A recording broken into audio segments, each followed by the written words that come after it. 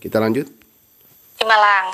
Alhamdulillah. Di mana tuh waktu itu syahadatnya? Di Syahadat pertama sih di mobil, cuma syahadat legalitasnya di MUI.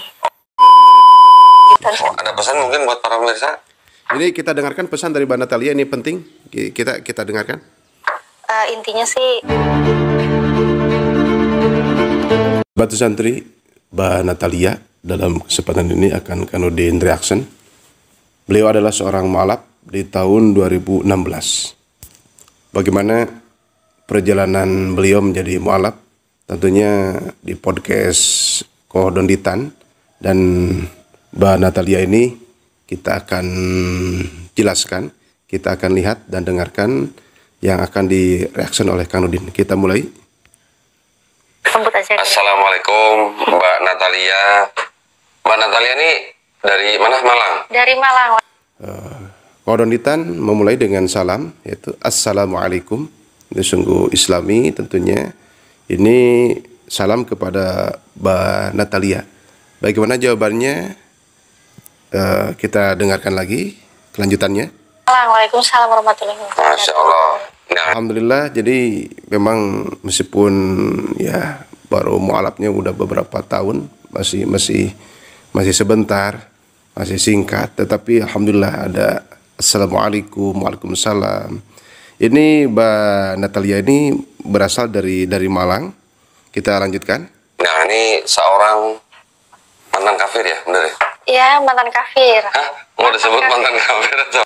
Jadi kalau mualaf memang sebutnya itu mantan kafir, dan kita lihat betapa bahagia menjadi mantan kafir, dan memang itu adalah satu kebahagiaan secara batiniah kita, itu diantaranya karena memang itu tidak bisa dipungkiri betapa bahagianya ketika seorang itu menjadi mantan kafir, yang artinya sekarang itu jadi mukminah,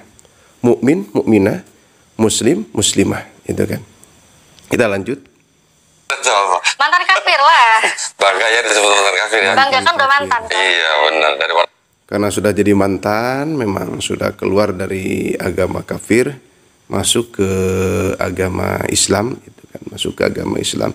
Karena selain itu selain Islam itu semuanya itu bisa dikatakan itu non Muslim, itu kan, non Muslim atau kafir.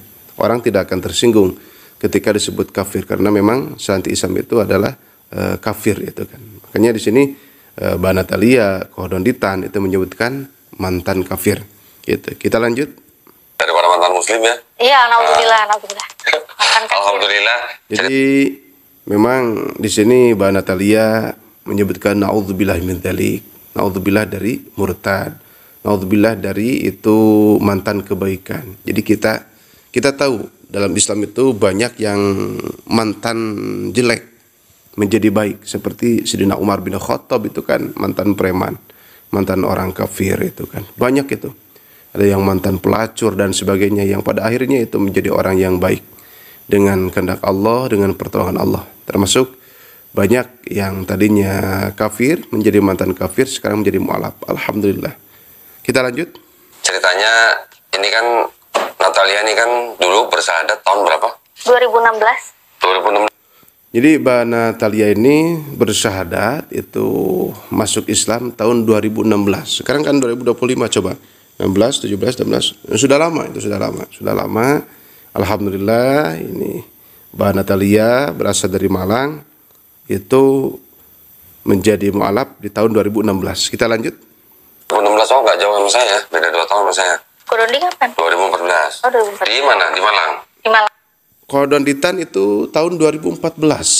Kalau Mbak Natalia itu 2016. Jadi beda 2 tahun. Beda 2 tahun. Itu namanya ini yang podcast ini yaitu Mbak Natalia Iriani. Itu ada itu di YouTube, silakan dicari. Mbak Natalia Iriani dengan Kohondonditan di podcast ini. Kita lanjut. Di Malang. Alhamdulillah. Di mana tuh waktu itu syahadatnya? Di Syahadat pertama sih di mobil, cuma syahadat legalitasnya di MUI. Jadi syahadat pertamanya itu Mbak Natalia itu di mobil itu. Itu oleh temannya di mobil, itu syahadat resmi masuk Islam dan legalitasnya atau formalitasnya itu di MUI.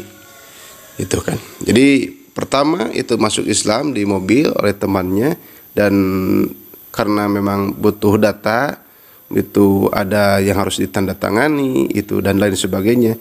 Itu kedua kalinya itu untuk legalitas, untuk formalitas itu di MUI. Jadi pertamanya di mobil, Masya Allah. Yang kedua itu untuk legalitas di MUI. Kita lanjut. Oh, di mobil sama siapa? Sama teman pulang kantor. Sama teman. Pulang kantor syahadat di mobil. Iya. Oh. Jadi secara tidak langsung ini Mbak Natalia ini jadi pegawai kantoran, jadi orang kantoran. Itu oleh temannya di mobil itu dibimbing untuk mengucapkan syahadatain, asyhadu an la ilaha illallah wa asyhadu anna muhammadar rasulullah. Itu kita lanjut. Mobil. Terus formalitasnya syahadat ulang di MUI. Jadi formalitasnya itu udah setahun. Jadi setelah ketahuan aja baru. Jadi itu kan pertama kan di mobil tadi, di mobil itu. Jadi dari mobil menuju ke MUI itu kan itu jaraknya 1 tahun setelah ketahuan oleh ayah dan ibunya itu, karena sudah ketahuan itu yang pada akhirnya itu legalitas formalitas di MUI dalam melengkapi data dan dokumen tentunya.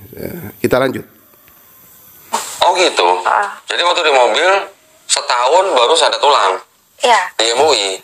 Syahadat legalitasnya lah. Legalitasnya. Kalau syahadat resmi muslimnya ya di mobil itu. Setahun itu. Legalitas resmi muslimnya ya di mobil. Jadi yang pertama itu yang pertama. Yang kedua cuma butuh data. Itu kan ada yang harus ditandatangani, sekali lagi ada hal-hal yang memang itu mungkin ada dokumentasi berupa foto, mungkin video atau apa itu. Itu saudara kita yang lebih paham masalah ini tentunya. Kita lanjut. Itu nggak ngasih tahu orang tua. Nggak ngasih tahu. Nah terus sholat segala macam. Sholat. Jadi pakai kerudung juga sembunyi-sembunyi kok. Jadi awalnya itu Mbak Natalia ini itu sholatnya sembunyi-sembunyi, bahkan itu pakai kerudung. Nanti ada penjelasan nih, karena kalau ini sudah paham ini. Tentunya awalnya itu gitu kan, sirron itu sembunyi-sembunyi. Sampai sholatnya pun sembunyi-sembunyi. Yang artinya dulu orang tuanya itu belum tahu bahwa Mbak Natalia Iriani ini sholatnya sembunyi-sembunyi. Kita lanjut. Di rumah. Jadi ini pakai kerudung itu kan zaman ngantor dulu ya, masih tinggal sama orang tua. Jadi berangkat kerja itu kerudung udah ditaruh di tas. Oh. Terus udah agak jauh gitu kan, Baru pakai nyampe kantor tiba-tiba udah pakai kerudung. Kanudin paham. Orang yang sembunyi-sembunyi biasanya umpamanya ini mau pergi kerja ke kantor. Memang orangnya orang kantoran. Dari rumahnya biasanya tidak dipakai kerudungnya. Ya otomatis disimpan di tasnya atau di mana itu. Nanti setelah jauh dirasa aman, padahal itu kan aman sebetulnya. Mungkin masih ada takut itu. Setelah dikira aman dipakai, jadi pas datang ke kantor sudah pakai kerudung, sudah pakai hijab. Ya itu memang untuk orang itu gak mudah, langsung itu pakai hijab, tidak terlihat rambut, itu tidak mudah, itu perlu proses. Ya prosesnya seperti ini. Coba kita dengarkan kelanjutannya. Pulangnya juga sama. Dari kantor pakai kerudung, udah deket terasa nggak aman gitu ya, itu baru dilepas. Jadi pulang dari kantor itu ke rumahnya memang seperti itu. Tadi kantor dipakai masih tertutup. Nanti setelah dekat ke rumah dirasa kurang aman menurut Mbak Natalia ini, sebetulnya aman-aman saja tapi masih ada ketakutan, itu dibuka, itu disimpan biasanya di tas. Itu proses yang sungguh berat untuk Mbak Natalia, sampai dihijab saja, pakai kerudung saja itu harus sembunyi. Subhanallah. Kita lanjut. Lagi. Tapi mamanya nggak tahu punya kerudung. Dulu nggak tahu. Nggak tahu. Jadi benar-benar sembunyi itu tuh, nyuci kerudung juga jemurnya di dalam kamar biar nggak ketahuan. Sampai menjemur kerudungnya pun di dalam kamar. Coba betapa beratnya menjadi mu'alaf. Jangankan oleh orang lain, oleh orang tua saja itu takut, mungkin menyakiti perasaan, mungkin takut diinterogasi, apalah itu alasannya.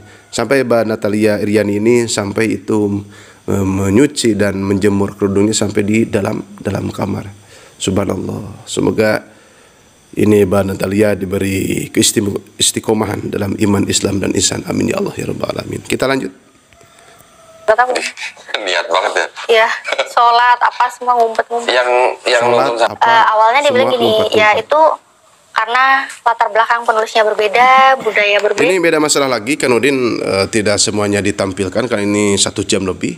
Ini cuma beberapa menit yang intinya saja, yang dikira Kanudin penting tentang masalah kitab suci terdahulu itu kan ini Mbak Natalia ini punya teman pendeta yang memang baik, artinya dekat itu. Ketika dipinta penjelasan, Mbak Natalia itu kan jangan terlalu dipikirkan kalau memang umpamanya itu Bible itu berbeda karena memang waktunya juga berbeda, penulisnya berbeda. Itu jadi kalau ada perbedaan itu jangan dipikirkan, itu tidak perlu untuk dipikirkan. Nah, bagaimana ini respon Mbak Natalia ketika kitab suci itu kan beda-beda itu di dalamnya, sedangkan kan kitab suci itu 100% dari Tuhan, dari Allah Subhanahu wa taala. Tidak mungkin kitab suci itu ada kesalahan atau ada kontra atau ada pelin-pelan, kan tidak mungkin itu. Kita dengarkan. Beda, bahasa berbeda, zamannya beda. Jadi wajar kalau ada kesalahan katanya. Wajar kalau ada kesalahan. Nah, kalau ada kesalahan itu bukan di Allah, bukan di Tuhan, tetapi di manusia. Atau mungkin di percetakan itu. Nah, bagaimana selanjutnya? Kita dengarkan. Dan itu bukan hal yang penting, nggak usah dipikirin. Oke. Nah, terus Ini bukan hal yang penting, gak usah dipikirin. Nah, di sini kalau dalam ilmu politik ini adalah mungkin penggiringan opini atau bagaimana. Sebetulnya ini sangat penting. Bagaimana dikatakan tidak penting? Itu keasliannya kan harus tahu, harus dijaga. Makanya kita sudah pada tahu seperti Al-Quran. Al-Quran itu kan original teks. Teksnya asli, 100% itu tidak ada kesalahan. Itu. Tidak ada kesalahan. Makanya kalau Al-Quran itu, kalau ada orang yang beriman itu menolak 1 huruf aja dari Al-Quran itu kan sudah jadi murtad. Naudzubillah min dzalik. Itu karena 2 perkataan yang pasti benar mustahil bohong itu 2. Yang pertama firman Allah, yang kedua sabda baginda Nabi besar Muhammad sallallahu alaihi wasallam. Kita lanjut. waktu itu aku langsung bilang gini, tapi kalau aku nggak bisa gitu, Pak. Kalau aku mau kitab suciku itu harus 100% benar. Jadi Mbak Natalia ini pemikirannya subhanallah sangat bagus, logikanya itu berjalan dengan lancar, logikanya bagus, jadi pingin 100% benar, tidak ada kesalahan. Dan memang firman Allah tidak ada kesalahan. Sedangkan tadi bahasanya penulisnya berbeda, zamannya berbeda, tidak penting, jangan terlalu dipikirkan. Padahal ini justru intinya harus benar-benar jelas, terang benderang 100% benarnya tentang penulisan firman Tuhan ini. Kita lanjut. Nggak boleh ada kesalahan. Karena kitab suci itu kan berisi firman dari Tuhan, Pak. Kan nggak mungkin salah kan, nggak mungkin. Nah, karena kitab suci itu berasal dari firman dari Tuhan, kitab suci itu berasal dari Tuhan, yang otomatis tidak akan ada kesalahan. Pelin-pelan pun tidak ada, sedikit pun tidak ada kesalahan. Tentunya 100% benar, original teks. Kita lanjut. Nggak mungkin pelin-pelan, nggak mungkin lupa. Terus dia dengan bikin aku kaget, dia jawab gini. Jadi Bapak Pendeta ini kepada Mbak Natalia ada statement atau pernyataan yang bikin kaget. Itu bikin kaget bagaimana? Apakah memang di penggiringan opini atau di framing atau bagaimana? Kita dengarkan lagi. Kalau kamu mau kitab suci yang 100% benar, nggak ada kesalahan, ya kitab sucinya teman-teman kita, saudara muslim.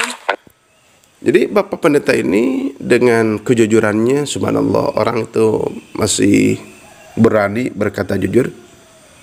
Mbak Natalia, kalau ingin mencari atau mendapatkan kitab suci yang 100% benar, maka ada di teman Anda yang muslim.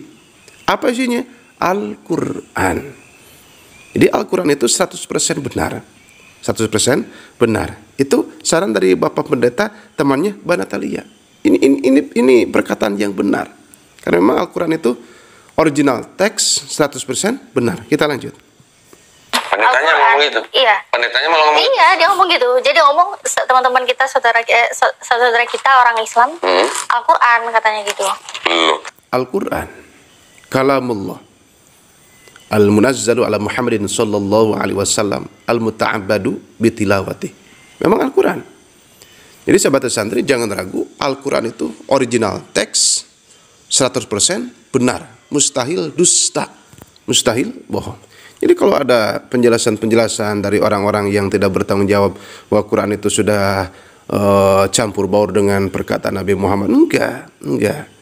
Quran itu yang ada sekarang itu yang 6.666 ayat, yang 30 juz, yang 114 surat itu benar-benar itu 100% firman Allah Subhanahu wa taala, 100% benar. 100% benar. Jangan ragu itu. Kita lanjut. Terus aku cuma, terus dia ulang lagi, iya. Jadi kalau Al-Quran itu benar-benar 100% benar, karena itu Al-Quran 100% benar. Dan ini adalah perkataan yang hak. Ini perkataan benar yang disampaikan dengan kejujuran dari Mbak Natalia Iriani. Kita lanjut. itu benar-benar datang dari Tuhan. Jadi nggak ada salahnya dia ngomong. Sempet nantangin gitu. Kalau Itu tentang Al-Quran. Jadi sahabat santri harus tahu bahwa Al-Quran itu 100% dari Allah Subhanahu wa taala, 100% benar, tidak ada kesalahan, tidak ada pelin-pelan, dan tidak ada keburukan di dalamnya. Itu benar-benar 100% benar. Kita lanjut. kalau Yesus di kitab sucimu itu ngaku akulah Tuhan dan sembahlah aku mau masuk Kristen katanya. Jadi memang ada orang Islam dulu itu yang berbicara, Mbak Natalia, kalau memang dalam kitabmu itu ada perkataan dari Yesus itu sembahlah aku, maka akan masuk Kristen itu. Ternyata Kanudin cari itu di media-media, termasuk melihat dari podcast tentunya, dan dari sumber-sumber lain, tidak ada itu dalam agama yang disebut oleh Mbak Natalia itu tentang sembahlah aku, gak ada, itu gak ada. Jadi ketika kita mendengar dari guru kita, dari dosen kita, atau dari siapapun itu tentang anak Tuhan, itu kan ada kita anak. Itu yang dimaksud itu adalah utusan Tuhan, itu utusan Allah Subhanahu wa taala. Dikatakan anak itu kan saking dekatnya itu. Dan seperti itu. Kita lanjut. Ya. Orang Islamnya menantang Natalia. Oke, terus jawabnya? Ya aku cuma mikir aku harus cari tahu nih, karena temenku yang nantangin itu dia itu sempat memualafkan satu orang. Jadi teman Mbak Natalia ini sudah memualafkan satu orang, dan ketika ditantang, kalau Anda mampu menunjukkan bahwa Yesus mengatakan sembahlah aku, maka akan masuk Kristen. Ya, Mbak Natalia ini memang karena ingin kebenaran dengan kejujuran, ya dicarilah itu kan. Dibuka berbagai kitab, kan memang di rumahnya itu ada. Itu kita dengarkan lagi. Satu-satunya agama yang di muka bumi ini yang memuliakan Yesus sebagai utusan kan cuma Islam. Ya. Jadi di luar Kristen ya. Jadi, maksudnya di luar Kristen ini. Maksudnya di luar Kristen. Ini diperkuat oleh perkataan Kohdonditan. Ini semakin seru nih sahabat santri. Coba disimak sampai akhir, karena Kanudin ini akan memberikan komentar terbaik, insya Allah. Kita lanjut. Yang sebagai utusan ya. Kalau Kristen kan sebagai Tuhan, kan tidak lagi. Jadi yang benar yang mana tuh Kanudin itu? Yang benar itu apakah Yesus itu Tuhan atau utusan? Kalau dibuka dengan data-data yang autentik, yang bisa dipercaya, data-data yang valid, Yesus itu utusan. Ya, Nabi Yesus atau Nabi Isa alaihissalam itu utusan. Di mana sekarang Nabi Isa? Ada di langit. Langitnya di mana? Di alam malakut. Buka Tafsirul Bayan. Nabi Isa alaihissalam itu berada di alam malakut. Alam malakut itu alamnya para malaikat. Itu menurut Tafsirul Bayan. Jadi Nabi Isa itu panjang umur, sekarang masih hidup. Apakah menikah? Diceritakan dalam kitab Fitanu Akhir Zaman. Kan ini sudah berikan kepada santri. Nabi Isa itu menikah. Pada akhirnya Nabi Isa alaihissalam itu menikah. Jadi kalau ada orang kafir menyebutkan Nabi Isa itu jomblo, tidak menikah, itu tidak punya data. Karena data yang benar, Nabi Isa itu awal akhirnya menikah. Berarti semua Nabi itu menikah. Kita lanjut. Nah, Tuan nih. Kamu memanggil aku guru dan Tuan. guru dan tuan pun itu Kodonditan itu kan membuka berbagai kitab itu ya, kitab. Ada yang guru dan tuan, ada guru yang Tuhan. Ya, mana yang benar? Guru dan tuan. Tuan itu kan bukan Tuhan, tetapi tuan itu lebih ke atasan atau bos atau apa itu kan. Jadi ini memang Kodonditan itu benar-benar mencari kebenaran sampai itu di belakang tubuhnya itu kan berbagai kitab itu. Itu kan ada yang sampai berapa puluh juta itu kan. Itu sampai ingin orang kalau ingin kebenaran itu sudah tidak memikirkan materi itu. Saking ingin kebenaran seperti Kodonditan. Banyak dengan sebab Kodonditan itu yang mu'alaf. Masya Allah betapa besar pahala dari Kodonditan. Termasuk ini dari Mbak Natalia Iriani juga. Meskipun masih sedikit. Tapi Alhamdulillah. Alhamdulillah wa syukru amilah. Kita lanjut. Tuhan. Sama nggak Tuhan sama Tuhan? Beda lah kok. Dulu sama. Dulu katanya sama. Oh, dulu sama ya. Sekarang udah beda artinya. Nah, beda itu kan. Beda. Nah, guru dan tuan. Dulu katanya sama, sekarang berbeda. Ya, kita lanjut. Ya. Tua, tapi di situ akhirnya teman-teman juga itulah, akhirnya pulang kantor itu teman ngingetin usia itu kita nggak ada yang tahu. Bahkan Mbak Natalia ini diberitahu oleh para temannya, Mbak Natalia, kita tidak tahu tentang umur kita. Siapa yang tahu tentang umur kita? Kita tidak tahu. Bisa kan kita setelah berbicara kita mati, besok kita mati, bahkan nanti malam kita mati. Jadi mumpung kita masih ada kesempatan, harus benar dalam iman, perbanyak amal soleh, kita perbaiki sholat kita, mumpung masih ada waktu. Ini temannya benar-benar sayang. Jadi kalau ada sahabat santri kepada temannya, umpamanya kita memberikan nasihat, kita jangan main-main di dunia ini, harus benar-benar mumpung masih hidup. Itu memang seperti itu, memang seperti itu. Kita lanjut, Di rumah. Terus begitu udah tahun berikutnya kan ya mau nikah lah kan, ya udah ketemu laki-laki yang cocok lah. Ini kelewat kan, barusan kepijit. Kita dari mana nih? Dari detik yang mana? Sama nggak Tuhan sama Tuhan? Beda lah. Kita lanjut. Ini sudah. Itu kita nggak ada yang tahu sampai kapan. Nah ini dari sini tentang umur. Ngingetin usia itu kita nggak ada yang tahu Iya, sampai kapan. Jangan nunda kebaikan. Iya kalau kita masih hidup. Jangan menunda kebaikan. Itu betul sekali. Ini kita ada waktu sekarang untuk ibadah sekarang. Jadi jangan ditunda. Kalau kita menunda kebaikan, menunda amal, ditunda umpamanya besok itu ada tugas lain. Berarti tugas kita numpuk. Berarti kita tidak profesional, tidak proporsional. Jadi tugas yang sekarang selesaikan sekarang. Kan seperti itu konsepnya. Kita lanjut. Jangan nunda kebaikan. Iya kalau kita masih hidup. Kalau besok udah mati, 5 menit mati. Nanti malam mati. Kalau sudah mati tidak ada kesempatan lagi kita untuk beramal. Yang berbekas tinggal penyesalan. Naudzubillah min dzalik. Memang penyesalan itu di akhir. Makanya supaya tidak menyesal, sekarang yang terbaik. Detik sekarang itu kita dengan yang terbaik, amal yang terbaik, proses yang terbaik, yang Allah ridho. Kita lanjut. Nanti gimana? Iya. Karena udah tahu aku muslim ya kan. Terus aku kan jadinya enjoy aja ya, keluarga udah tahu, hubungan langsung dari rumah, sholat langsung gitu kan. Sholat di rumah. Jadi setelah diketahui oleh keluarganya, sholatnya sekarang itu jahron. Kalau dalam sejarah itu jahron, secara terang-terangan, alhamdulillah. Jadi seiring berjalan waktu dan kesempatan sampai bisa dengan bebas. Itu perjalanan Mbak Natalia sungguh luar biasa. Kita lanjut. Rumah. Terus begitu udah tahun berikutnya kan ya mau nikah lah kan, ya udah ketemu laki-laki yang cocok lah. Nah itu. Temen yang itu ya? Iya gitu tuh yang paling ganteng itu kok. Katanya Mbak Natalia itu yang paling ganteng. Memang untuk seorang wanita itu kepada pasangannya itu, katakanlah suami Anda itu yang paling ganteng, yang paling tampan. Seperti seorang laki-laki harus berani berbicara. Itu meskipun diawali dengan bahasa basi umpamanya, tetapi itu memang keaslian, itu alami itu bahwa suami saya, bahwa kata suami nih, bahwa istri saya adalah yang paling cantik di antara sekian banyak wanita yang cantik. Istri saya adalah yang paling cantik. Itu memang harus diungkapkan oleh para suami, oleh para istri, adalah suami saya yang paling tampan. Ini benar-benar Mbak Natalia ini semakin mendalam tentang ilmunya. Kanudin sangat setuju seperti wanita-wanita seperti ini. Di antaranya Mbak Natalia Iriani. Kita lanjut. Jadi Jadi kalau kamu emang mau, ya udah urus sendiri semuanya. Maaf apa nggak mau. Sampai Mbak Natalia ini untuk menikahnya dirinya saja, untuk menikah dirinya saja itu ngurus sendiri. Orang tuanya gak mau tahu itu. Karena sudah berbeda agama, katanya, ya Allah ya Karim, betapa beratnya jadi mualaf dengan duri kepahitan yang sungguh luar biasa. Kita lanjut. Nggak mau tahu katanya.